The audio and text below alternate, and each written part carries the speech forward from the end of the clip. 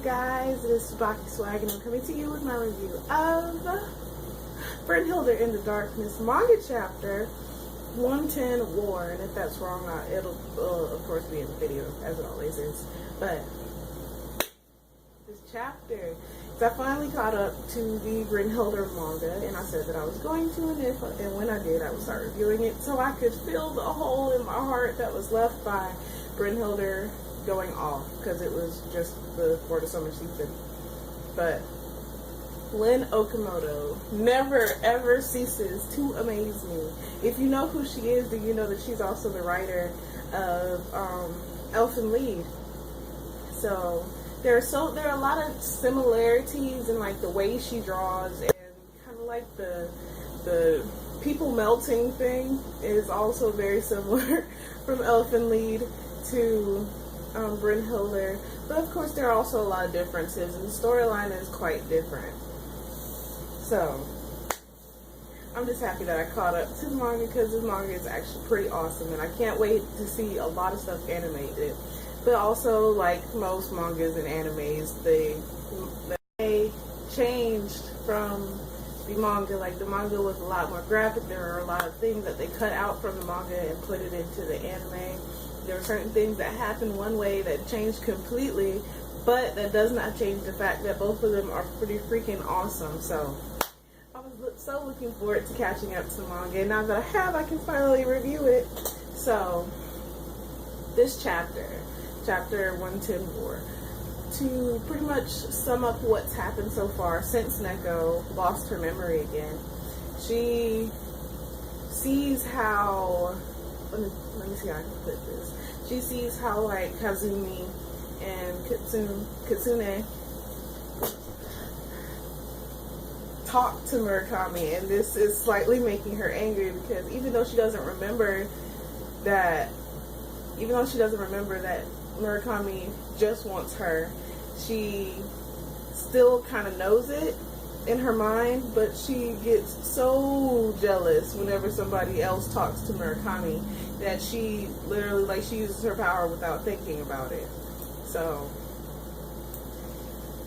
and then she pretty much tells Murakami that she hates him, and Murakami doesn't know what to do, because he wants to help her, but she doesn't want his help anymore because she doesn't remember him. So got that going on. And then we also, after the explosion or whatever happened, we see an unnamed woman and man, and it turns out that the woman is actually Kana's sister.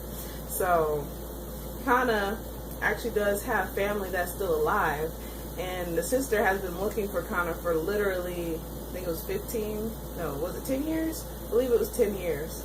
So she's literally been looking for Kana for 10 years, and she finally got a lead on Institute V, which stands for Vangolf, or Vingolf. So she is still looking for Kana, and she is going out of her way to make sure that she can even find a little bit of evidence about where Kana is or what happened to her, because she has absolutely no idea what happened to her, because of course Vingolf does not let any information leak out, and if it does, then they kill you, pretty much, which is what happened to the man in the car. Can't remember his name.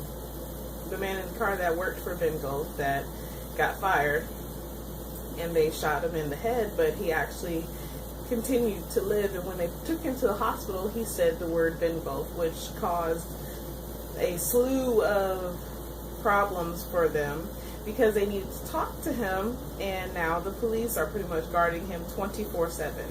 So there's no way for any unauthorized person to get into his room. Which also brings the fact that Vingolf found out about this, and they are sending 3 magic users, which are Rai, Barumi, and Misaki, to go and get them. And they really don't show what Rai's power is, but they show that Barumi, she has a doll, and if she locks onto you with her doll, it's pretty much like a voodoo doll. She can make you do whatever the doll does. And then Misaki, she can turn invisible.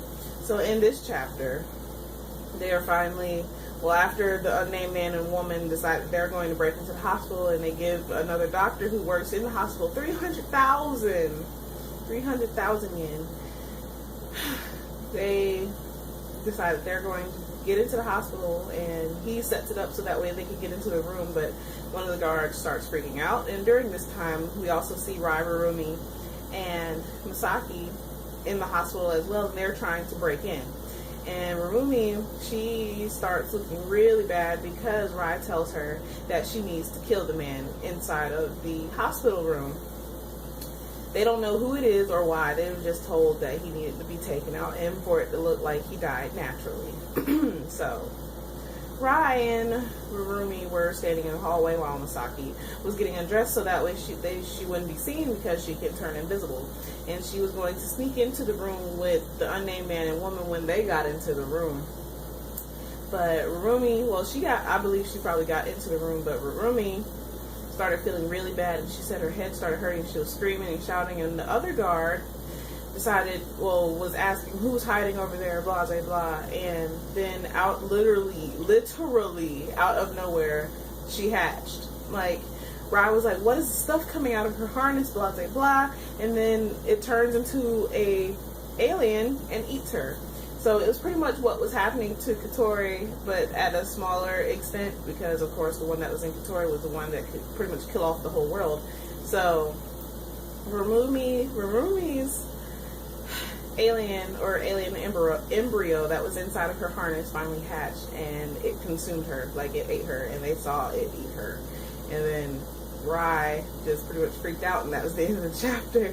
So things got pretty interesting. I really was not expecting that. Like, Rurumi was just hanging out, and then it literally happened out of nowhere, which is a scary thought if you think about it, because that could happen to any of the witches at any given time. It could take years, or it could happen in a few days. Their harness could hatch at any point in time, and when that happens, then I mean, they're pretty much screwed because they can't live without their harness, and once it hatches, it can eat them. So, but this chapter was pretty awesome.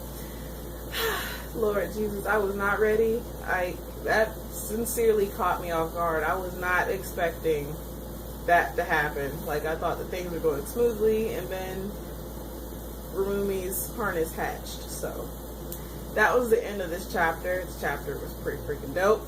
But if you have not read the manga, go read it. It is so freaking amazing. You'll understand what I mean. Because Lin Okamoto is probably my favorite writer ever of anything that I've ever read or watched. She is pretty freaking awesome. And she knows how to pull at your heartstrings, which comes with being a good writer. So I'm going to wrap this one up while I'm talking with my hands.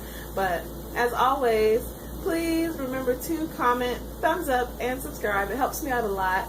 And this is TsubakiSwagg saying adios.